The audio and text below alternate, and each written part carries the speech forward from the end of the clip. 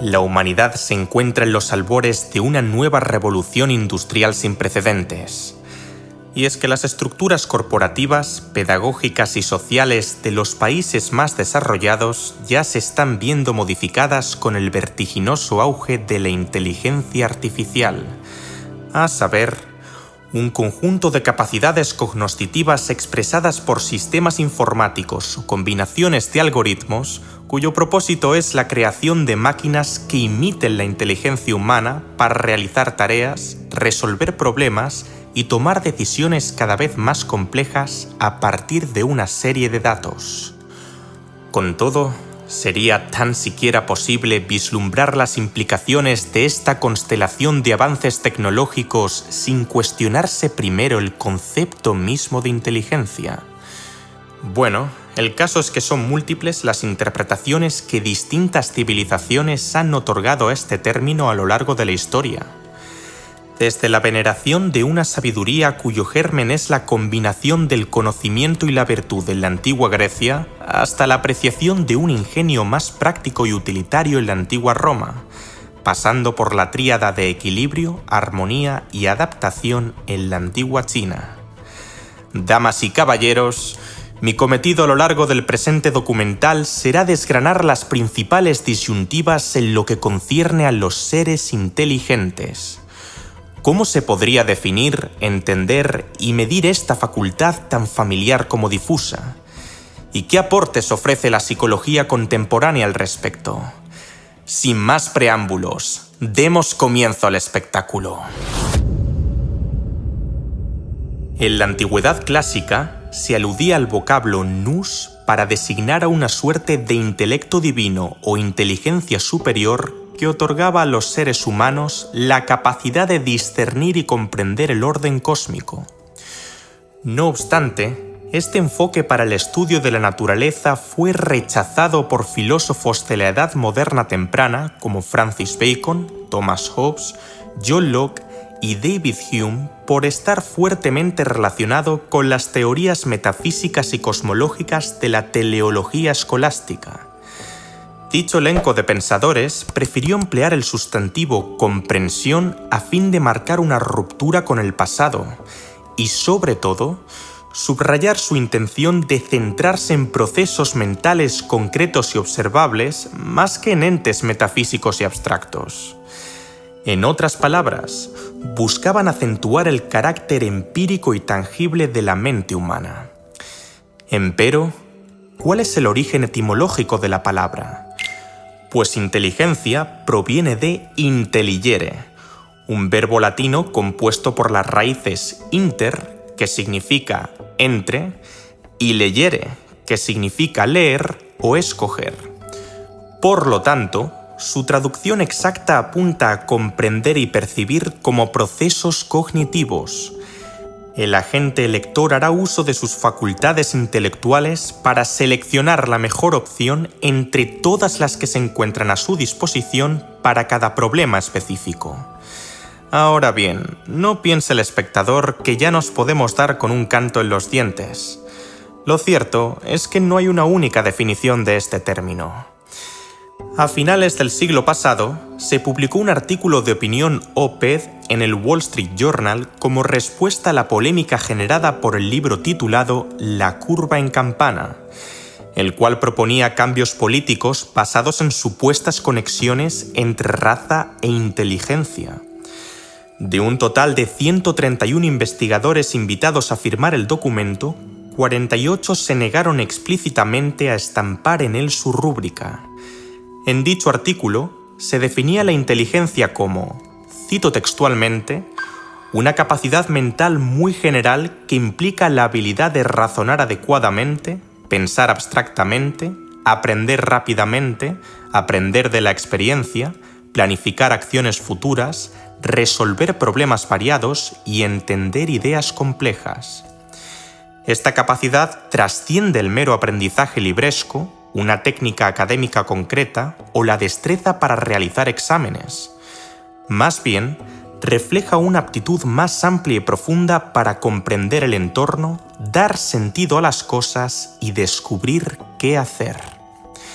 En suma, Un informe publicado por la Junta de Asuntos Científicos de la Asociación Estadounidense de Psicología añade lo siguiente: el rendimiento intelectual de una persona determinada variará en diferentes ocasiones y dominios según lo juzguen plurales criterios.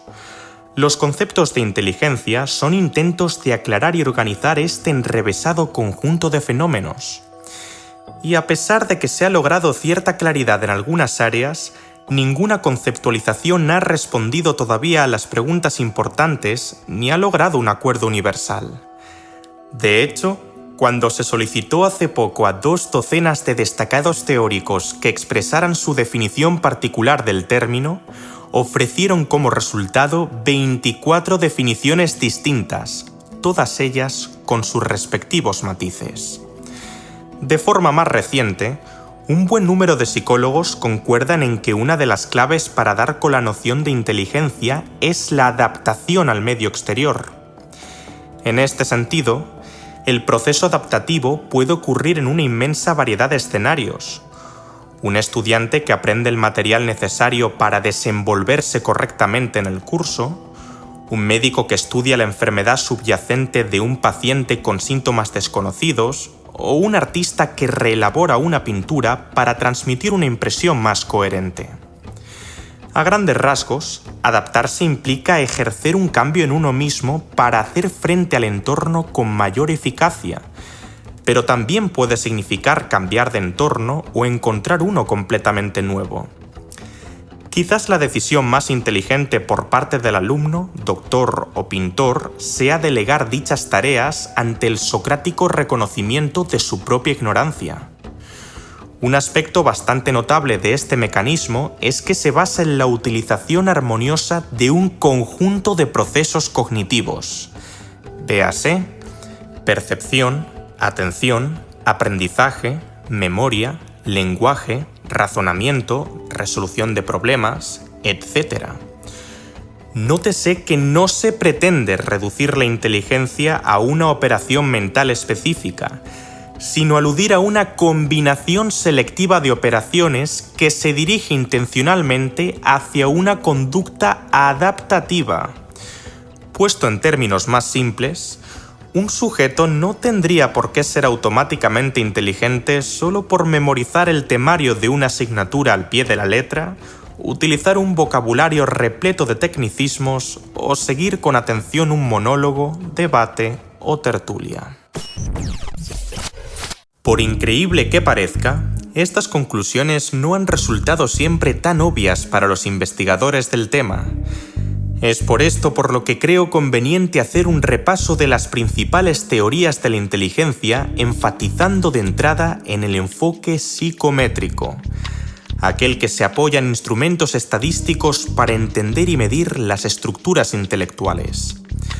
De ahí que la mayoría de líneas teóricas se hayan establecido a raíz de los datos obtenidos de pruebas de habilidades mentales como analogías, verbigracia, las llaves para la cerradura como las contraseñas para, clasificaciones, verbigracia, indique qué palabra no pertenece al grupo, arroz, trigo, centeno, maíz y zanahoria, y series completas, verbigracia, continúe con la serie numérica 2, 3, 5, 9, 17, 33... A principios del siglo XX, el psicólogo francés Alfred Binet y su colega Henry Simon comenzaron a desarrollar en la urbe parisina una medida que permitiera diferenciar a los estudiantes predispuestos a un aprendizaje más rápido de aquellos cuyo ritmo de asimilación era más lento. Su objetivo era ayudar a los docentes a impartir una enseñanza mejor adaptada a estas dos categorías de alumnos. Con arreglo a lo mencionado, la dupla desarrolló lo que la mayoría de los psicólogos considera hoy como la primera prueba de inteligencia.